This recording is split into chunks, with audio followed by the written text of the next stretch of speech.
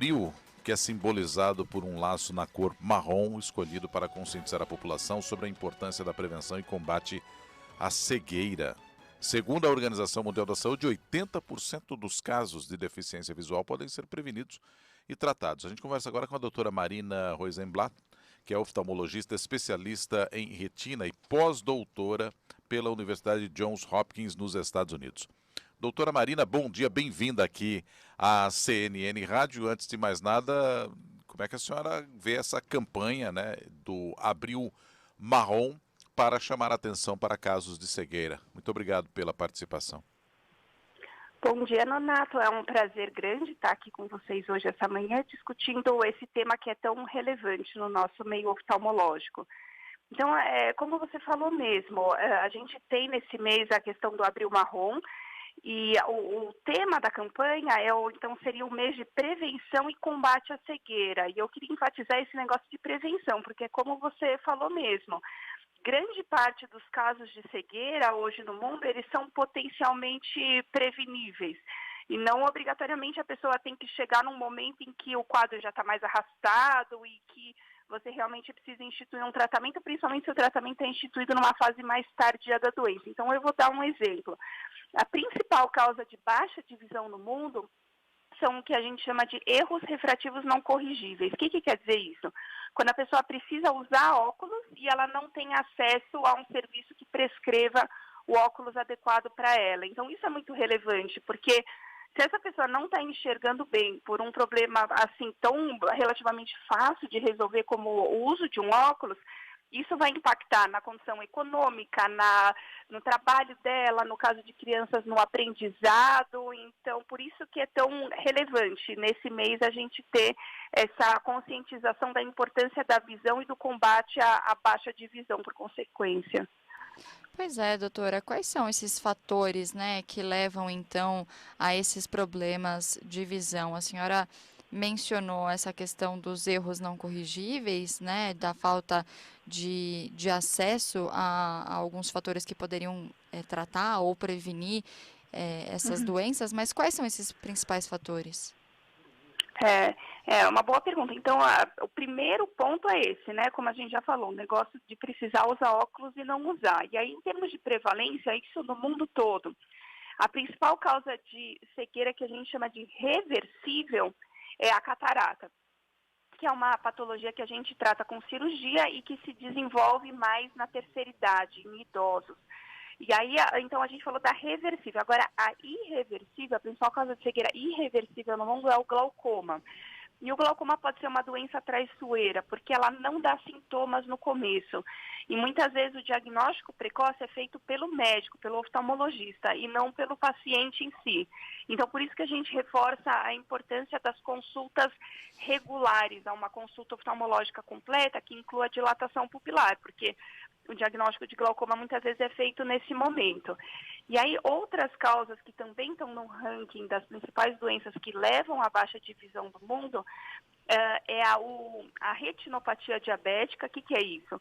É um problema no olho que é causado por anos e anos de descontrole do diabetes.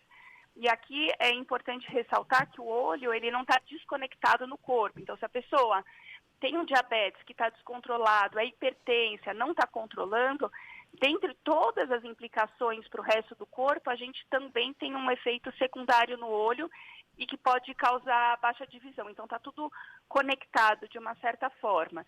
E a quinta causa que eu queria reforçar, depois dessa, a gente falou de não usar óculos, catarata, glaucoma, retinopatia diabética, e a quinta causa seria a degeneração macular relacionada à idade, que é uma baixa de visão que prevalentemente ocorre em pessoas acima de 50 anos, muito prevalente, que não obrigatoriamente leva a baixa de visão. Então existem estágios dessa doença e que hoje em dia a gente muitas vezes consegue tratar através de um procedimento específico, como injeções dentro do olho, que é um dos tipos da degeneração, a gente trata dessa maneira. Então, voltando para aquela nossa causa, assim, nossa proposta, busque um oftalmologista de tempo em tempo, mesmo que não tenha uma baixa de visão associada, porque isso pode prevenir problemas no futuro. A senhora falou injeção no olho, isso deve doer, não, doutora?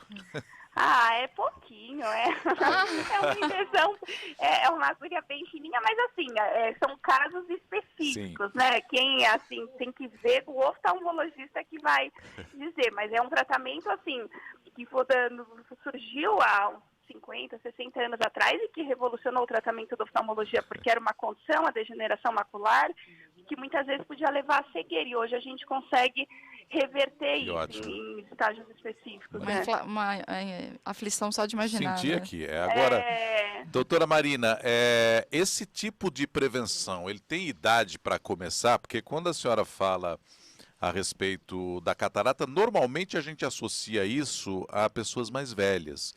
Agora, uhum. quando a senhora fala em degeneração, glaucoma, é algo que pode ser evitado desde uma idade um pouco mais baixa?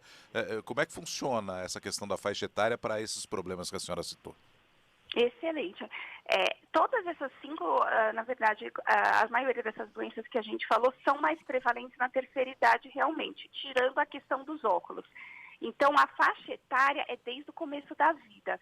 Isso é uma coisa que é muito importante, que eu reforço bastante no consultório, porque muitas vezes a criança não sabe dizer se ela não está enxergando, principalmente se ela não está enxergando de um olho só, porque daí ela vai manter as atividades do dia a dia da mesma forma. E na faixa etária infantil, o mais prevalente, então, que a gente precisa se preocupar é a questão dos óculos. Então, tem que fazer uma busca ativa, examinar essa criança para ver se eventualmente ela está precisando de óculos e não está usando. Um exemplo importante é, por exemplo, uma criança que é muito agitada na sala de aula, fica aproximando da lousa o tempo todo, a professora fala, não, ela tem um problema de comportamento. E muitas vezes não, a criança só não está enxergando bem. Então, a prevenção da baixa de visão tem que ocorrer em qualquer faixa etária, desde o começo da vida. E com qual frequência nós deveríamos ir ao oftalmologista, doutora? Uma boa periodicidade é anual, então pelo menos uma vez por ano, pegar uma data assim que a pessoa lembre, vou antes do Natal, todo dia, né, no mês de dezembro eu vou consultar o meu oftalmologista, porque é um período adequado para prevenir alguma patologia, a não ser que a pessoa tenha já um problema oftalmológico instalado, aí não, aí muitas vezes é necessário um retorno mais frequente, mas que vai ser ditado pelo médico. E aqui no Brasil estamos bem em relação aos cuidados e tratamentos, doutora? A gente tem uma cobertura ampla? A gente tem uma cobertura ampla, sim, mas a gente não tem muito a cultura da profilaxia, né? De buscar o médico mesmo na ausência de um sintoma. Tá. Então, eu acho que na nossa realidade brasileira, isso que poderia ser reforçado. Então, na faixa etária pediátrica, na faixa etária mais adulta, a gente tem uma cultura de buscar assistência de saúde só quando o problema está instalado. E é como eu falei no início, muitas vezes é mais difícil combater nesse momento. As doenças precoces ou a ausência de doença é um momento assim mais adequado para você prevenir uma coisa a longo prazo. E a... Só desculpa, para pode falar, fechar claro. nesse ponto ainda, tinha que ser como a gente vai ao dentista, por exemplo, a senhora imagina? Exatamente, Tá. exatamente. É um exemplo que eu dou bastante. Para fazer uma coisa profilática, ver como que está, de modo geral, a saúde ocular, conversar sobre fatores de risco, comportamentos que a longo prazo podem ser deletérios. Um exemplo que a gente falou da retinopatia diabética. Se chega no consultório oftalmológico uma pessoa com diabetes descontrolado, é super relevante a gente conversar, falar dos potenciais efeitos maléficos a longo prazo antes que isso ocorra se o diabetes estiver descontrolado. E em relação ao acesso aos óculos, né, doutora, que a senhora mencionou que é importante principalmente para crianças, né, que é uma questão que pode ocorrer desde o início da vida, como é que nós estamos também em relação a isso aqui no Brasil? Porque quando a gente pensa nisso, parece muito uma questão de quem tem acesso de poder aquisitivo mesmo, para conseguir comprar e fazer o óculos. A priori, o SUS, ele oferece esse tipo de assistência. Então, a pessoa, vou dar um exemplo assim, então, a nível do SUS, obviamente não tem um oftalmologista em todo posto de saúde, mas tem os serviços de referência, né, especializados. Então, isso é dividido em níveis, e se a pessoa busca um posto de saúde com uma queixa de que não está enxergando bem, sempre tem um serviço de referência ao qual esse paciente deve ser encaminhado. Então, o acesso à refração, que é essa consulta pro cálculo do óculos, a priori tem sim um fluxograma pelo Sistema Único de Saúde para que a pessoa consiga ter acesso realmente, né? A questão são as filas, né? Muitas vezes isso tem uma demora, mas que existe a estrutura para o acesso, isso existe sim.